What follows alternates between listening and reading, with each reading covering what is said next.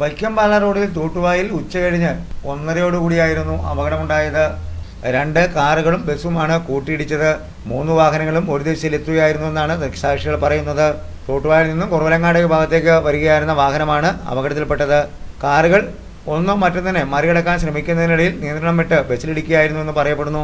ഇടിയുടെ ആഘാതത്തിൽ കാറുകളിലൊന്ന് പൂർണ്ണമായും റോഡിൽ തിരിഞ്ഞ അവസ്ഥയിലായി മാറുകയും ചെയ്തു. ബസ് യാത്രക്കാരായ ഒരു കുട്ടിക്കും ഒരു വീട്ടമ്മയ്ക്കുമാണ് പ്രധാനമായും പരിക്കേറ്റിട്ടുള്ളത്. ഇവരുടെ പരിക്ക് നിസ്സാരമായിരുന്നു എന്നതിനാൽ ബസ്സും കാറും തുടർയാത്ര അനുവദിക്കുകയായിരുന്നു. കുറവലങ്ങാട് പോലീസ് സ്ഥലത്തെത്തി മേൽനടപടികൾ സ്വീകരിച്ചു.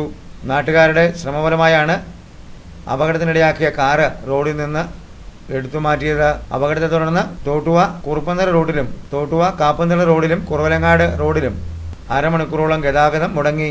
പോലീസിന്റെയും നാട്ടുകാരുടെയും ശ്രമഫലമായാണ് ഗതാഗതം പുനഃക്രമീകരിക്കുവാൻ കഴിഞ്ഞത്.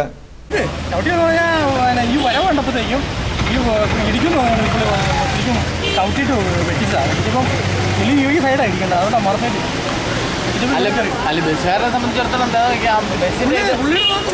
അവിടെ പോസ്റ്റലടിക്കും, അതിൽ കൂടുതൽ ഒതുക്കാൻ പറ്റത്തില്ല. ബസ്സുകാർ ശരിക്കും ചവിട്ടി അങ്ങനെ